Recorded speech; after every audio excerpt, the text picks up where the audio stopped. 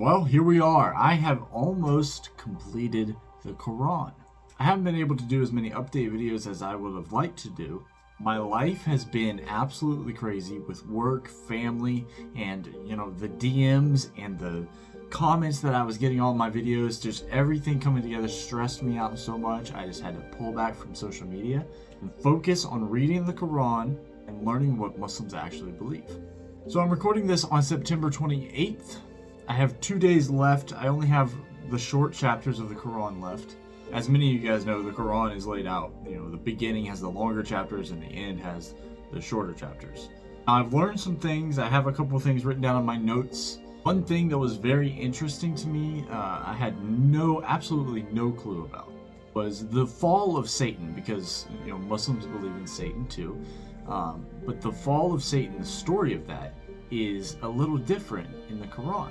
When God created Adam, he commanded the angels to prostrate before Adam.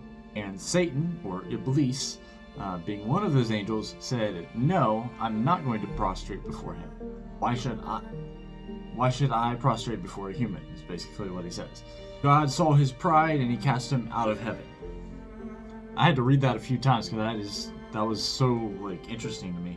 If I had to give a short summary of the entire Quran, it would be that the Quran is saying that there's only one God, Allah, and people need to leave their false gods and turn to Allah, because Allah has given clear proofs, including previous scriptures, to the Jews and the Christians. That theme is repeated again and again and again and again in the Quran.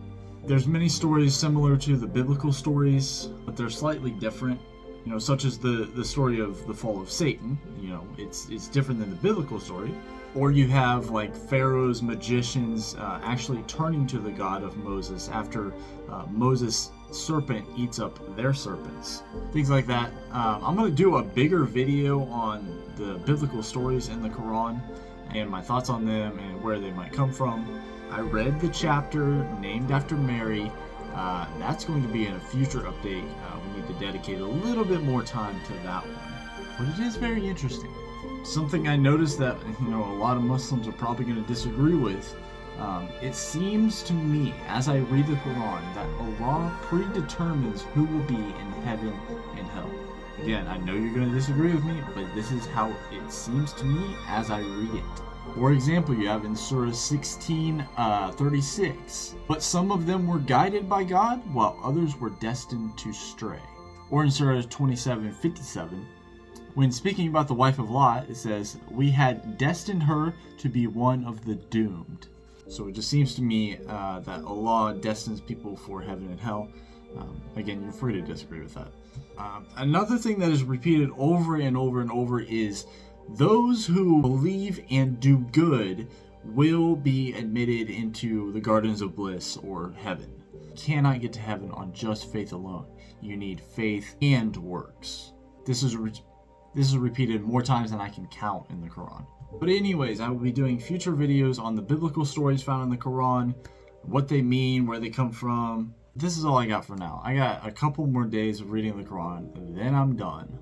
I'm going to make one more video. It's going to be a final thoughts video after I finish the Quran. I'm going to put together my final thoughts and share a declaration to the world. So until then, guys, may God be with you.